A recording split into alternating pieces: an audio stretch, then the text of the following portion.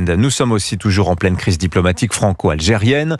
Le jeu d'équilibriste du ministre de l'Intérieur entre fermeté affichée mais nécessité de régularisation massive aussi. 200 000 régularisations dans les secteurs en tension. Le ministre de l'Intérieur, Bruno Retailleau, propose d'encourager la formation, l'emploi des étrangers primo-accédants, en particulier dans le domaine de l'hôtellerie. Maï-Hélène Trémollet. Il s'agit d'une circulaire qui devrait être envoyée au préfet dans les prochaines semaines. L'objectif, faire face à la forte pénurie de main-d'œuvre dans les domaines de l'hôtellerie-restauration, en encourageant les préfets de région à régulariser les étrangers déjà présents sur le territoire français qui veulent travailler dans les hôtels ou les restaurants.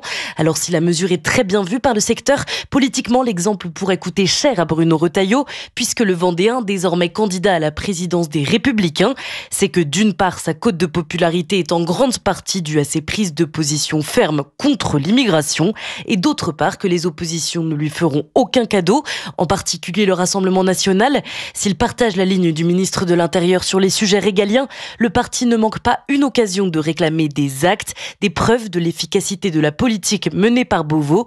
Et pour cause, dans un récent sondage Elab, Bruno Retailleau était perçu comme la personnalité politique à qui les Français font le plus confiance sur les questions d'immigration, et ce, devant Marine Le Pen. Maï-Hélène Trémollet pour Europe 1.